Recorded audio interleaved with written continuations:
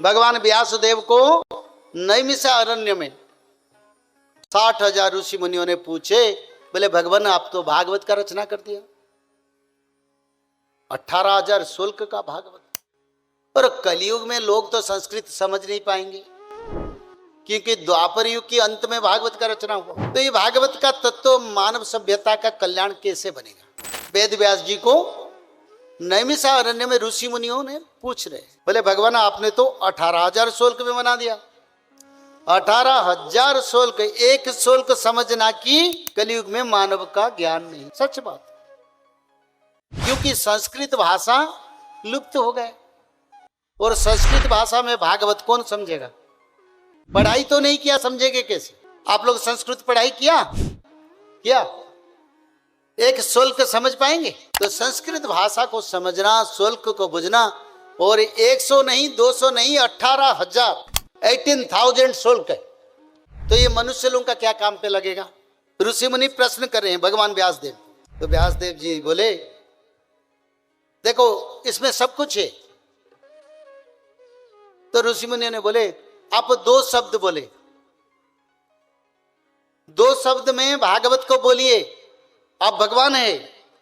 18,000 शुल्क का 2 वार्ड में बोलिए।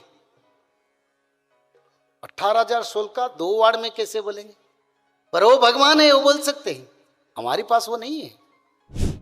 सच में उसको ज्ञानी कहा जाता है, जो कम बात करता है, ज्यादा अर्थ रखता है, ज्यादा उसका विषय का तत्व रहता है। तो भगवान वेद व्यास ने बोले ठीक है, तुम यही चाहते हो भागवत का 2 अर्थ में बताऊं? तब व्यासदेव ने बोले 18 पुराणेषु व्यासश्च वतन द्वयं परोपकाराय स्वर्गाय पापाय परपीडन। 2 शब्द बोल दे, पाप करो, पराई का पीड़न करो, तुमको नरक प्राप्ति होगा, पराई का उपकार करो तो स्वर्ग प्राप्ति। सब ऋषि को चुप कर दिए, और सब ऋषि मुनि ने आनंदित हो गए, धन्य धन्य भगवान। बोले भागवत का अर्थ जानना चाहते हो, अर्थ जान लो 2 शब्द में। पराई का उपकार, पराई कौन है? मानव। सिर्फ मानव नहीं, मानव 36 प्रकार और 36 संसार का 36 पाठक उसको कहते हैं। मानव को भगवान दुर्लभ प्राणी बनाया।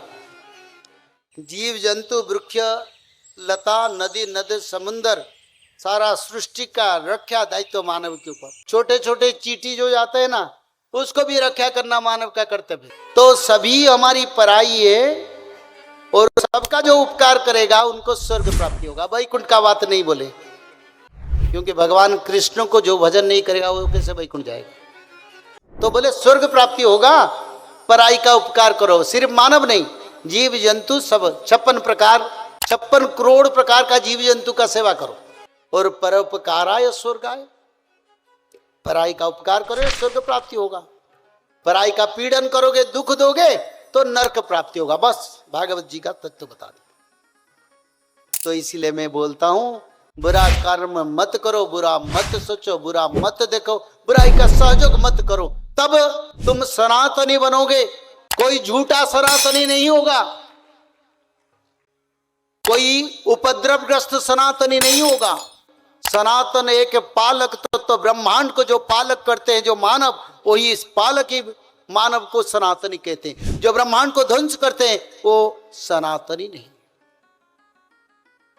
तो इसलिए सनातनी बनना चाहते हो तो ये बात मान लो, तब भगवान की कृपा मिलेगी।